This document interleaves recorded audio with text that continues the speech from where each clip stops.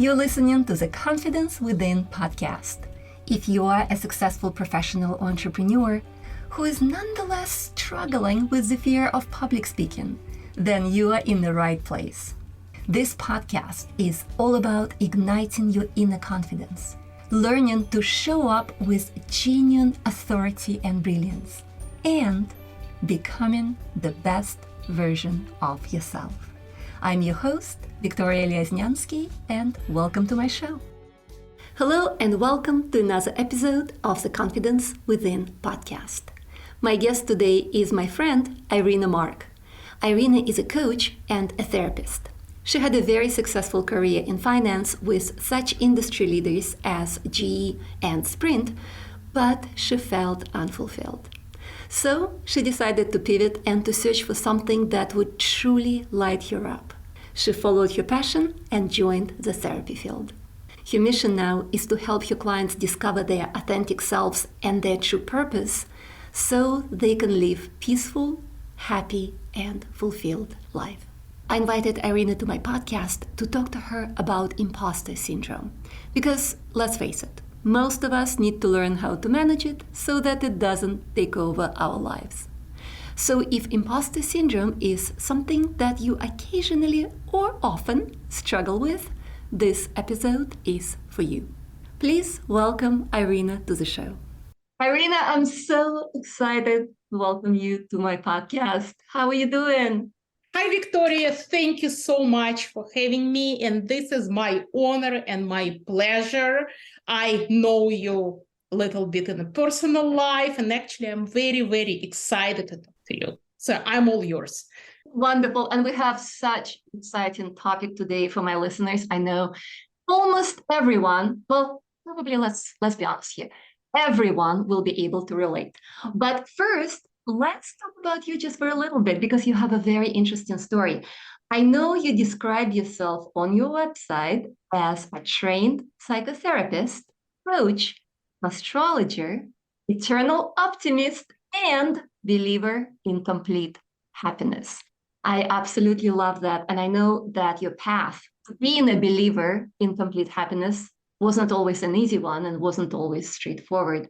And so I'd love for you to share a little bit of your story and how you ended up where you are today. Yes, like you said, I was not always an optimist. Well, in some ways I was, but in so many ways I was looking for fulfillment and happiness in the outside world. I came to the United States when I was pretty naive young girl. I was 21, came here with not even a suitcase, little duffel bag. Let's fast forward a little bit from some gruesome details, how I came out of a failed relationship, ended up in a shelter for battered women for one day. But let's fast forward a few years. I actually got MBA. I worked for corporate in finance for 20 years. But something was always missing, and I couldn't put my finger on it. Looks like I'm living a decent life, but something is not quite there. And then a big turning point happened. All of a sudden, out of the blue, I was diagnosed with lymphoma, which was at stage 4. I was 38 years old. And it was like a thunderstorm out of the blue sky, because I felt in a way invincible. And that started me thinking, life is finite. There is something in life that has some kind of a meaning to me, but I knew there is something bigger. There's something out there for me that I'm not sensing yet. And I started a journey. So pretty much, and I'm still on this journey. It's been quite a few years ago, 15 years ago. I'm still on this journey. And that path took me on many different roads. One, like you mentioned, was astrology, became my passion, and I'm practicing psychological astrology.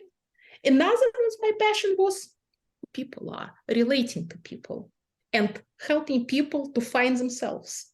And then at one point of my life, I made a decision. Bottom line, it's a decision to be happy. I am making a decision to search for my healing and to go on a path for my healing. And that decision changed everything. I am still on a path. We're all going to be on our paths for the rest of our lives. And we're making decisions of how we're going this path. Who we're bringing with us, what we're bringing from outside of ourselves. And that's my journey, still continues.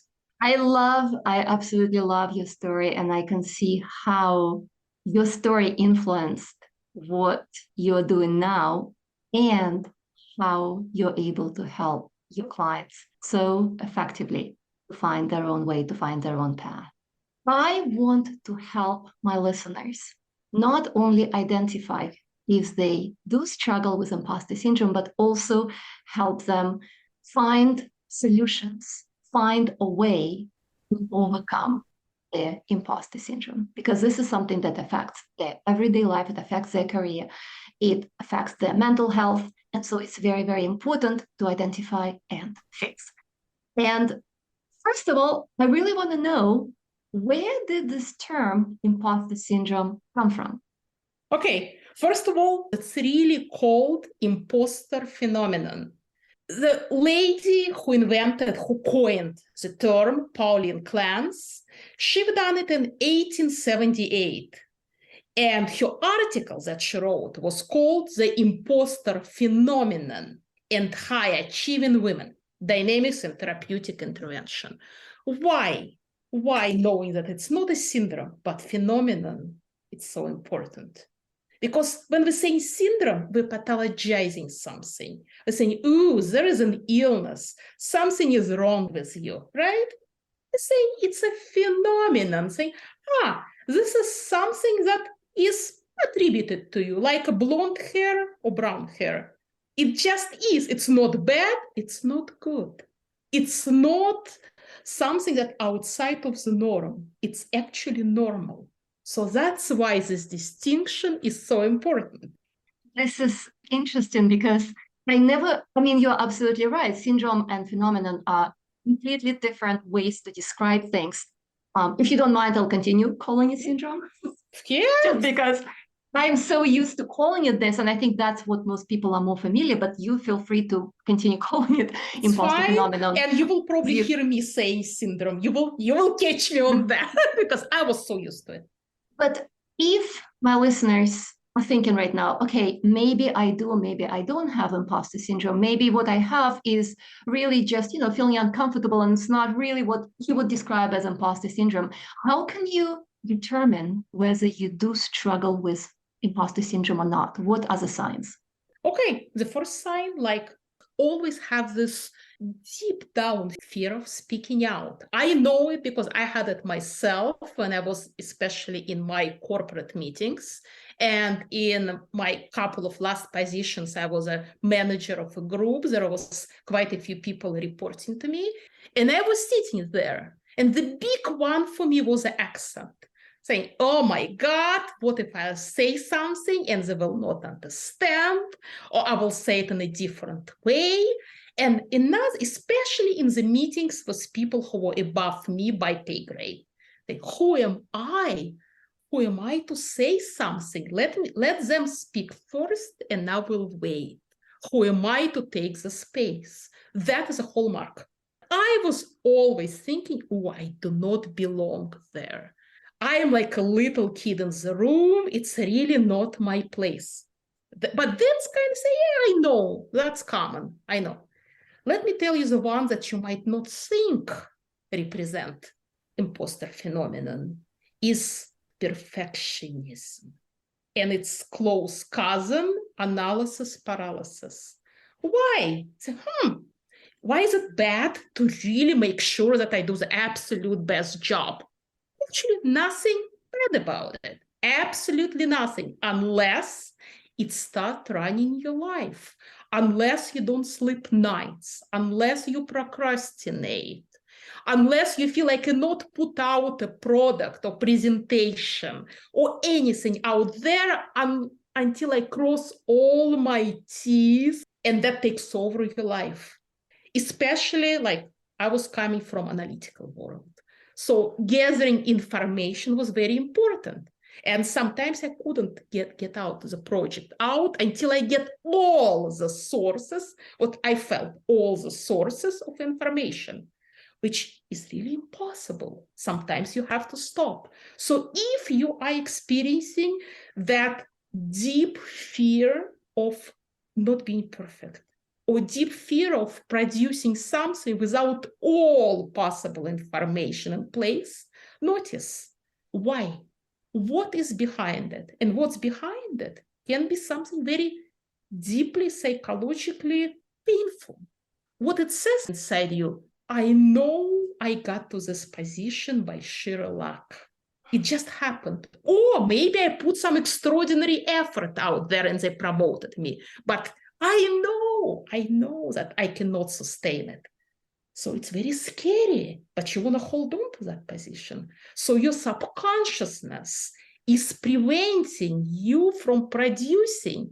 Say, what if you produce and you fail? It's very scary. Another kind of a flip side of that, as you know, everything which goes into one extreme always balances out by another extreme. So that balance out is lack of the goal setting or really undervaluing yourself. It's you offer the promotion. Say, no, I cannot take this promotion. Why? You don't even know why sometimes, or sometimes you rationalize it, saying, I'm probably not ready yet. Maybe I need to take another course or get another degree or put more hours in. That's what you consciously tell yourself. But subconsciously, it might be fear. Oh my God, there is a success. But if I get to that success, inevitably, I will fail. And your subconsciousness, which is always works to protect you, is blocking you from getting to that success. Why? Because it concerned with your safety. It knows that you will fail, and it doesn't feel you can handle a failure. This is a little bit deeper dive into that, but I feel it's very important to be aware of how sometimes let me just be a junior analyst. I don't think I want to be senior, or I don't want to take this management position. It can be completely valid reason for that. I just say, I love my job. I don't want promotion. But if it's, I really it could be cool, but I'm not going there, look deeper. Makes sense to you? It does make sense. This is so interesting that you mentioned it, because we are very familiar with one side of imposter syndrome where I'm not good enough. I'm just not good enough, and who am I? I think this is more of a common traditional description of an imposter syndrome. But I really love that you gave other examples like analysis paralysis and perfectionism, which are basically kind of on the same line, and they usually belong to the same person. And that may not be for the reason that the person thinks, I just want to do the best job. No, it often relates to them having an imposter syndrome. And so that is really, really interesting that you mentioned it. And also the fact that I actually did meet quite a few people who wanted to start a business. And they kept on saying, I'm going to start a business one day. It's just going to be one day. I'm just not ready yet. I just haven't gathered all the information. And this is exactly the underlying cause for that. So that's very interesting. So there are a lot of different examples you gave and a lot of different signs that I hope you guys in my audience can look inside of you and see if you possibly do struggle with this. But I do have another question, and that is about how we develop imposter syndrome. Because obviously, as a baby, you do not have imposter syndrome. As a toddler, as a 3-year-old, 5-year-old, you do not have an imposter syndrome, for sure, 100%. You'll never see a kid with imposter syndrome. But it seems like as we get older, we develop it. So is it something that's genetic, that you're predispositioned to, something that you're born with, or is it something that you acquire as a result of your upbringing and life experiences?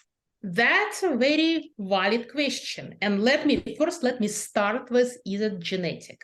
The answer is no. But as usually in lots of cases in psychology, there is no but.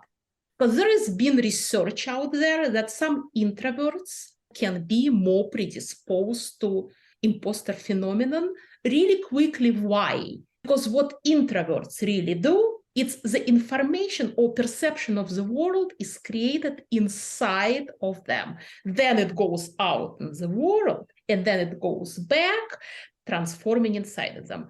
Vice versa with extroverts. Extroverts get information from the world, transform inside, get out. So if something goes wrong, introverts this is just a tendency. It can be a tendency to blame yourself and to really feel that you caused something that didn't go right. While extroverts most likely say, oh, something, it was a mistake and it's not my ability. It's not something that has to do with me, but it might be a mistake that happened outside of the world. It's temporary. But everything else, no, 100% it's acquired. How can we acquire it? The textbook cases scenario, I'll first talk to you about some textbook scenarios and then something that is not mentioned that often. Textbook, everything comes from childhood. So 2 cases of a child. In one case, it might be what you will call a lost child in a family, who have a star sibling. A sibling who can do no wrong, who is brilliant, who is wonderful. And the parents will always say, oh, you can never be like such and such, like Jane or Peter. You will never get there. Look at them. So when the child comes out in the world, she feels, I will never measure up. And she might really create this outside persona of an ultra achiever. She can be extremely high achieving person. She can be CEO of the corporation just to prove her parents wrong. But inside, she will be this little Mary. Oh my God, who am I? Because that's how strong our childhood conditioning. Flip side, as we talked. Flip side is a child who is a star of the family. It can be the only child, or it can be the same child who is always praised by parents, who feels in the family that he can do no wrong. But then this little Peter comes out in the world. And what happens? He might be the best in his school. He might be even the best in his college. And then he graduates from Harvard and goes, I don't know, to Smith Barney. And say, what's happening? I am not the best analyst in Smith Barney. There is a lots of people who are more higher achieving than me, who think better, who think faster. And that crushes him down. But he feels that he has to maintain the image. So as you can see the trend here with imposter phenomenon, we have the split between the public persona, the public image we put out, and our true self, our true nature, what's happening, these fears, this anxiety that happened inside of ourselves. Okay? So if we know that we're performing, most likely we do have imposter phenomenon. Even though we're not getting there authentically, we have to put a mask on. Most likely, at some level, we have it. Another reasons can be cultural conditioning, like you and I come from old Soviet Union. How I was taught in school, never put yourself first, never praise yourself. It's always, oh, no, not me. I've done nothing. It's my team or it's my friends. And it comes ingrained in you. I am just a little cog in a machine. I cannot put myself out there. So that can be cultural conditioning. Another, I didn't see again in research, I didn't see too many people talk about it, but it's very real. It can be acquired, or what it's called in psychology, it's called learned helplessness. What it means, you might start life completely without imposter phenomenon. You think you're very capable, and then unexpected, difficult, painful events happens to you. You can get critical illness, you can get divorced, you can get fired from jobs, you can have bankruptcy, and slowly, you start feeling that you're not in control of your life anymore, that no matter what you do, you cannot make changes. And then you start thinking, something must be deeply wrong with me. But then you get your break. You get remarried, you find a job, you get cured, but this feeling still remains with you. So it can be acquired, and it's very important to remember. Immigration, by the way. can be huge hit. And even if you felt I am completely fine in my country, in a different country, there is a different customs, there is a different language, there is a different mentality. That adjustment can be huge, and you can develop imposter phenomenon really easy. I obviously struggled with it myself, like everybody else. And it's partially, of course, when English is not your first language, as you mentioned, you have an accent, you come to a new country, pretty much every immigrant has some level of imposter syndrome. And I think there is another example where you probably would know you have an imposter syndrome if it is hard for you to accept compliments out of feeling that you don't deserve that absolutely, absolutely, because that's actually a good thing you mentioned, because it's kind of, I omitted it, but this is a huge hallmark, it's a huge telling side. People with imposter phenomenon. Why it's hard for us, I'll put myself in there, to accept compliments? Because two reasons. One reason, people feel people are not sincere. They can be just kind to you, but they cannot like me. It's impossible. Why? Because we really don't, deep down, that's again, I don't want to digress, but deep down, we really feel we don't like ourselves. We really feel we're damaged inside. But that's a digression. But that's all the root of this imposter phenomenon. Something is wrong with me. So that's one reason. Another reason, people feel, well, they cannot be sincere. They really want something from me. So I'll have to pay for, there is this compliment.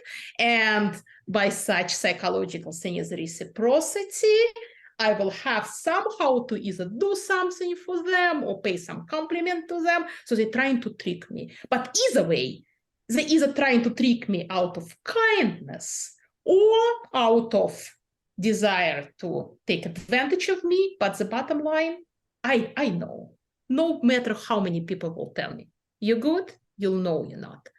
A really good example on that, which I use with lots of my clients. How do you know if you really believe something about yourself? If I tell you right now, you're a pink elephant, what you will do, you will laugh at me, and you will not really get upset. You will say, I know it must have been something wrong with Irina. She probably went out of her mind. But I'm not going to get upset with her. I'm not going to get upset with myself or angry, because I know, from the bottom of my heart, I know I'm not a pink elephant. But if I tell you something that deep down you feel is in you, but you don't want to admit it to yourself, or you will react. So that's how you know what you really feel about yourself, is by your reaction. It's kind of a tool. It's a little bit digressing from imposter syndrome, but that's how we know. If we cannot take a compliment, they must be lying, playing some game on me. Yep. Yeah, I love this pink elephant test. That's a really great test. And by the way, if you do struggle with compliments, let me just give you a very quick tip, because this is so easy. And I had to work on myself. And it was years ago when I learned it, and I worked on myself. And for years and years, it has not been a problem. It's very, very simple. If somebody gives you a compliment, don't go into what Irina was describing as you are trying to process it as a line. Does it want something from me? No, don't even go into that. As soon as somebody gives you a compliment, you say, thank you so much. Really appreciate it. And you stop right there. You smile, you say thank you, and that's it. And that's a very simple trick to stop thinking and overthinking and overthinking. But going back to imposter syndrome. So now that you thought about it, now that you tested yourself with the pink elephant test, and you've thought about everything that Irina talked about and gave examples of, how do you conquer that imposter syndrome? What should you do about it? How do I reduce its effect on me? Irina, what do you suggest? Okay, first of all, let me just kind of reframe it just a tiny, tiny bit. Instead of conquer, we don't really want to fight with ourselves, because all it is just something, it doesn't define us. First of all, it's just something that we have. First step, we don't want to conquer it, but we want to help ourselves to experience less pain from it and function to our ultimate best potential. So let me give you two ways. One way is a way of continuous work with yourself. And another way would be quick, cut and dry way of what can you do if you have a meeting like right now and you have to do something. So which way would you like me to start? Do you want me to start with a shortcut or long way? Let's start with a long way. But remember, everybody who is listening, remember, first we're talking about in general, a long way, something that's probably going to take time and something that you want to work on consistently over time.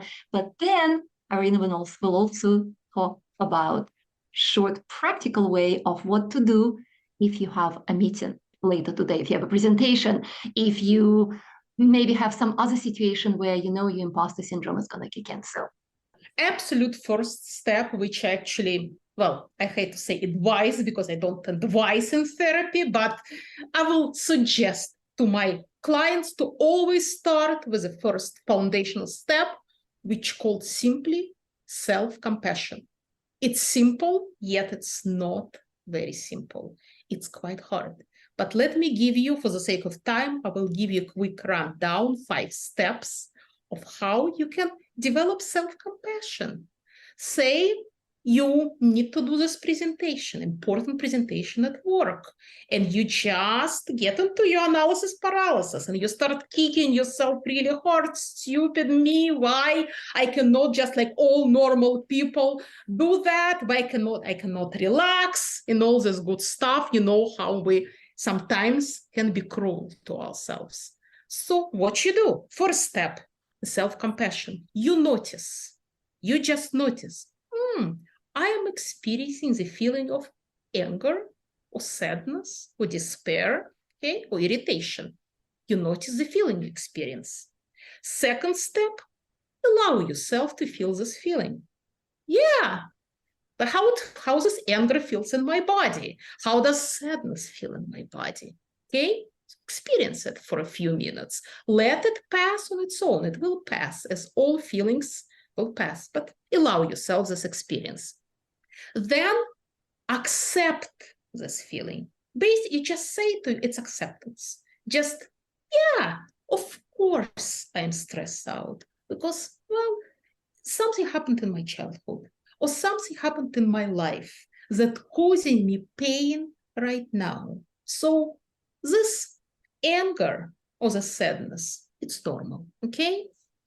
The fourth step is in any compassion, is desire to reduce suffering. So when we're compassionate to somebody, we say, how can I take their pain away? We flip it to ourselves. How can I reduce my suffering right now? Okay, we connect to ourselves. Maybe I can go get a cup of tea. Maybe I can ask for a hug.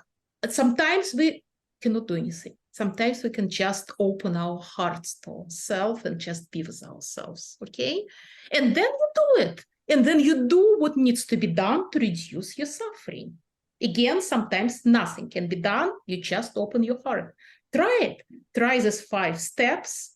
You will see how you shift from the desperation or from anger.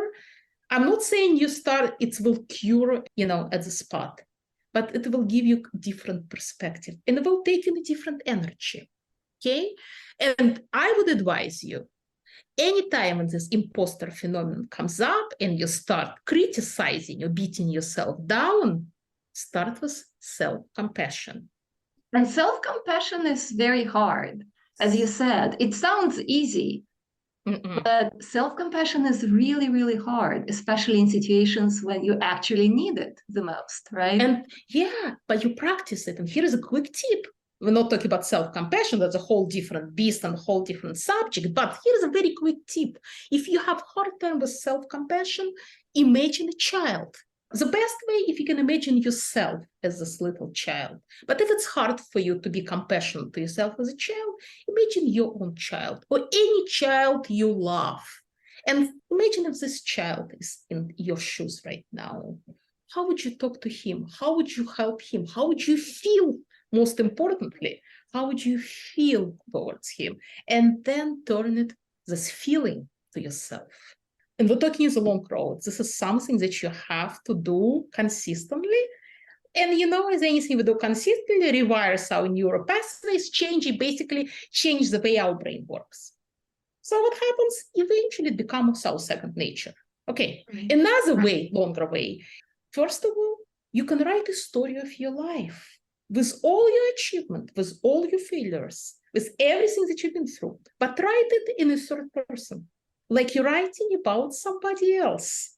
Create a name for this person, and then read it like you wrote it about somebody else, and say, as an outside observer, as somebody who reads the story, I think about this person. Is she deserving this position that he's in?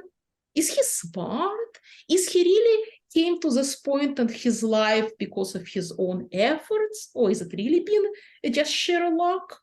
Just observe, okay? Another way to do it, imagine like your friend is coming to you, right? And your friend is sitting in a chair and she talks to you as you about what's going on in her life. Say, oh my God, I really have to speak in this meeting. And usually when I speak, I think people are listening to me, but I still feel like I am not measuring up. And it's not you. Remember, this is not you. This is your friend who you care about, but she's still not you. What would you tell her? And then turn around and tell it to yourself. For this exercise, I will advise you to just pick up a friend. Don't pick up your child or your parent, because here is we sometimes cannot separate emotions too well. With a good friend, usually we can. That requires some degree of separation, okay? There is some long ways, sure. But here it is. Say, hey, I have to present in half an hour. And by golly, I don't have time to go look at my childhood pictures, do this chair conversation. I need to present now. Here is a quick and dirty trip, which works, I would say, 100% of times, because it's easy, but it's based on lots and lots of psychological research and mindfulness. First, you notice the feeling, I am afraid, right? Or I am anxious. Write it on a piece of paper. Fear, anxiety, sadness. Just write it on a piece of paper and put this piece of paper in your pocket or in your purse. Try to make sure it's not going to fall out in a meeting. Okay? And just say, okay, I am taking my fear or my anxiety with me. But with that, I am going and I'm doing my presentation. I'm not denying my feeling. I'm not pushing it away. I'm taking it with me, but doing what I want to do, what I really want to do, because I really want to do this presentation. Just do it, see what happens. Another way, imagine fear. Let's talk about the feelings. Say, I have fear, I will fail, or they will laugh at me, or they will think I'm stupid. The fear. Imagine the words fear on a computer screen and see, you can imagine them in different colors, or imagine them jumping. Or another way you can do it, you can imagine the worst case scenario. As example, I'm going to fail this presentation. What's the worst case? Okay, they're going to fire me. They will think I'm completely dumb and they will fire me on the spot. Worst case scenario, they will fire me. Imagine these words, they will fire me, or I am fired, on a computer screen. Imagine it in different colors. Imagine it letters jumping around. Or you can sing it to yourself in a voice of a cartoon character. See what happens. You separate yourself from your feeling. That's a lot of different ways for people to try. Lots of information, yeah. That's a lot of things to try out. And I really love all of this advice. And I really like how much wisdom you've shared with my audience today, because this is such an important topic and literally everyone can benefit from it. So if my audience wants to learn more about you and about your work, how can they find you and how they can learn more about you? Well, they can go on my website, irinamarc.com. And I also know that on your website, you have 10 essentials qualities of living your most authentic life. And it's a free guide that anybody who comes to your website can download. Absolutely. And this is all you need to do, just your name. I don't care about your last name, your email. And this is actually a very cool questionnaire based on a psychoanalytical research when you answer 10 questions. And then you know, am I living of my authentic self, or maybe there is some reconnection needs to be done, which is exactly ties up to what we talked about today. Because if we are definitely living from our authentic self, that's, speaking of, the best cure, if we're talking about cure for imposter phenomenon, is living out your authentic self, knowing yourself, accepting yourself, loving yourself, being compassionate to yourself, and taking this beautiful creature you are out in the world. And that is the best antidote to imposter phenomenon. Absolutely, 100% agree, because this is literally exactly what I teach as well in my programs, how to overcome the fear of public speaking. Irina, thank you so much. This has been great conversation. Thank you so much for coming to my podcast, and I cannot wait to reconnect with you in real life. Thank you, Victoria. Absolutely. And likewise, it was my utmost pleasure to talk to you, and I'm so grateful for you giving me this opportunity to share it. Thank you. I hope you enjoyed my conversation with Irina. She shared a lot of wisdom and practical advice, which you can start applying right away. And if you would like to learn more about my transformational coaching program, Brilliant Speakers Academy, then go to www.brilliantspeakersacademy.com. Have a fantastic week, and I'll talk to you next Wednesday. Bye for now.